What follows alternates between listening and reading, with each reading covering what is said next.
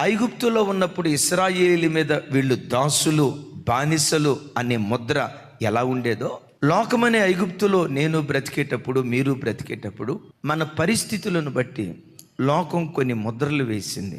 అనుభవించిన పేద స్థితిని బట్టి వీళ్ళు మన మోచేతి నీళ్ళు త్రాగి బ్రతికేవాళ్ళరా, మనం ఏదైనా వాళ్ళకి సహాయం చేస్తే మన సహాయంతో బ్రతికేవాళ్ళరా, దరిద్రులరా, అంటరాని వాళ్ళరా, వీళ్ళు ఎక్కడో అని సమాజం లోకంలో ఉన్నప్పుడు దొంగ అనే ముద్ర వేసి ఉండొచ్చు, తాగుబోతు అనే ముద్ర వేసి ఉండొచ్చు, ఇది గయ్యాలిది అనే ముద్ర వేసి ఉండొచ్చు, వీడు సంస్కారం ఎరగని మొరటోడు అనే ముద్ర లోకమని ఐగుప్తులో ఉన్నప్పుడు లోకం ఆ ముద్ర వేసి ఉండొచ్చు.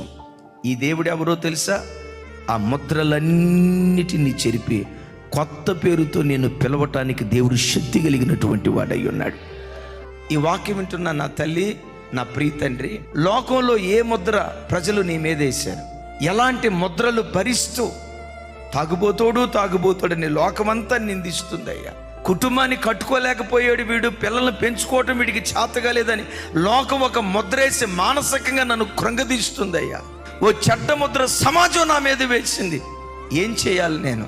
కలవరంతో ఈరోజు దేవుని సన్నిధికి వస్తే నా దేవుడు చెయ్యెత్తి నీతో ప్రమాణం చేస్తున్నాడు. ఏంటో తెలుసా?